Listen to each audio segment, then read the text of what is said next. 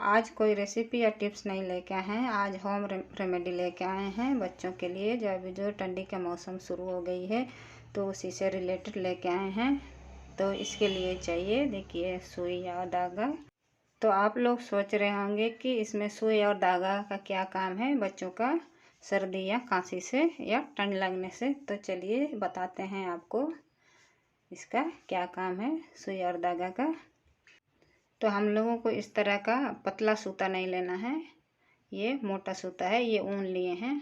और ये पतला वाला धागा कभी आप मत लीजिए इसके लिए, क्योंकि हम लोग जो बना रहे हैं, जो छोटे बच्चे होते हैं 2 मंथ से 6 मंथ तक तो हम लोग कुछ नहीं दे सकते हैं ना, छोटे बच्चे को कुछ पिला नहीं सकते हैं। जैसे कि अदरक का रस हुआ, हनी हुआ, ये सब हम लोग नहीं दे सकते हैं। तो जब उसको सर्दी हो जाती है तो हम लोग ये रेमेडी यूज कर सकते हैं। देखिए इसका माला बनाएंगे। जब बहुत छोटे बच्चे हैं 2 से 3-4 मंथ का होगा तो देखिए 3 या 5 लहसुन लीजिए, उसका माला बनाएंगे। देखिए ऐसे बड़ा बड़ा होना चाहिए। इसको अच्छे से लहसुन को छील के उसका माला बनाएंगे। तो बड़े बच्चे हैं तो उसमें आप 7 या 11 उतना कर सकते हैं, मतलब बेजोड़, मतलब जो बुजुर्ग बोलते हैं कि बेजोड़ होना चाहिए। जैसे कि 4-6 ऐसा नहीं होना चाहिए, 3-5 या 7 होना चाहिए।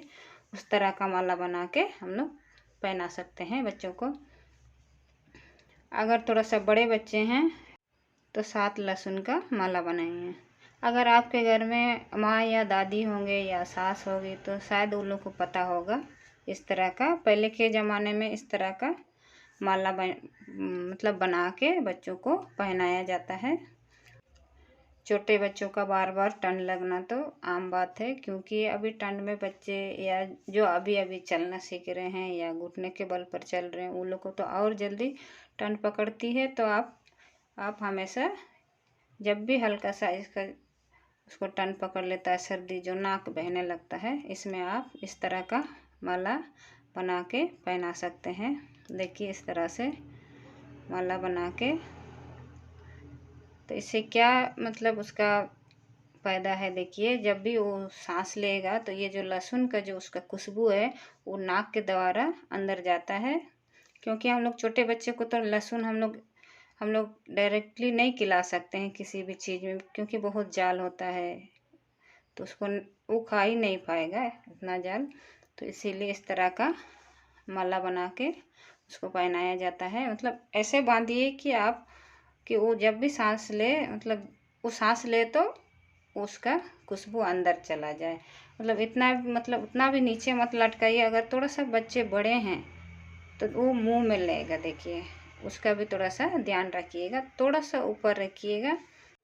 अगर आपको ये रेमेडी, होम रेमेडी पहले से मालूम होगा तो आप ज़रूर से कमेंट करके बताइएगा कि आपको ये पहले से मालूम है या पता है। तो चलिए दूसरा रेमेडी देख लेते हैं। तो चलिए इसका भी हम लोग मसाज ऑयल बनाएंगे बच्चों के लिए। तो देखिए इसके लिए लहसुन लिए हैं, देखिए छिल के अच्छे से लहसुन रख लिए हैं। और ये है कलौंजी या ये ऑनियन का सीड है, आप लोग क्या बोलते हैं इसको, काला जीरा या कलौंजी, उसी को लिए हैं। इसके बाद लेंगे सरसों तेल। सरसों तेल में ही बनाइएगा ये तेल। सरसों तेल गरम होता है, आप लोग को मालूम है ही। देखिए सरसों तेल लिए हैं, इसको गरम कर लेते हैं अच्छे से। देखिए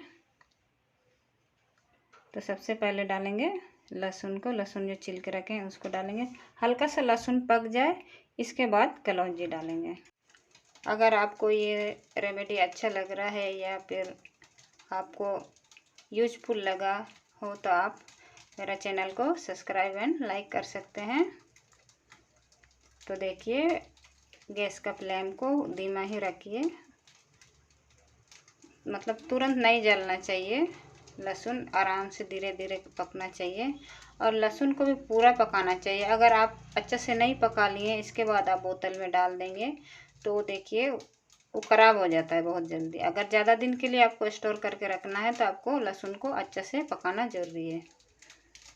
तो देखिए पक रहा है हल्का। इसके बाद कलौंजी डालेंगे,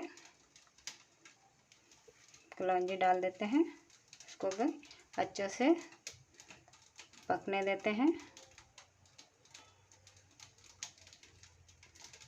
देखिए इसी तरह से चला चला के अच्छे से पकाएंगे इसको।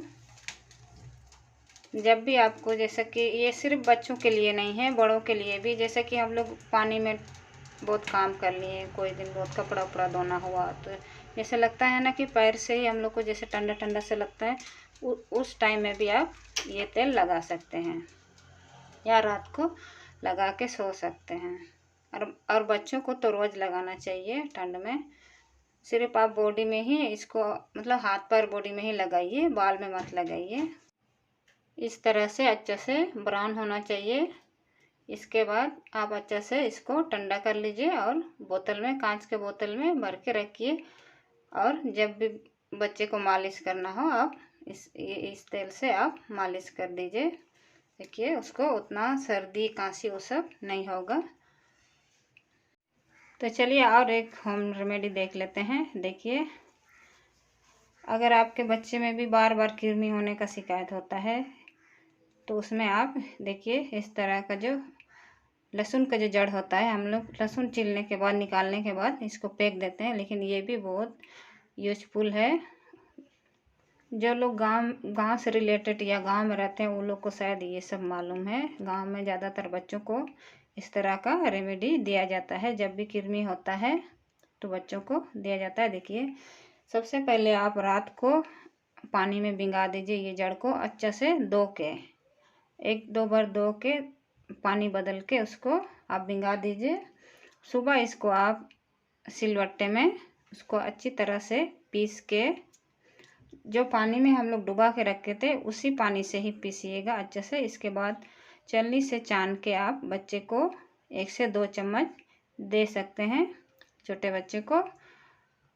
तो इससे कृमि का शिकायत दूर हो जाता है। देखिए एक ही बार देने से कोई भी होम रेमेडी काम नहीं करता है, आपको बीच बीच में देते ही रहना होता है ये सब। तो देखिए जब भी देंगे आप इसको काली पेट ही दीजिएगा।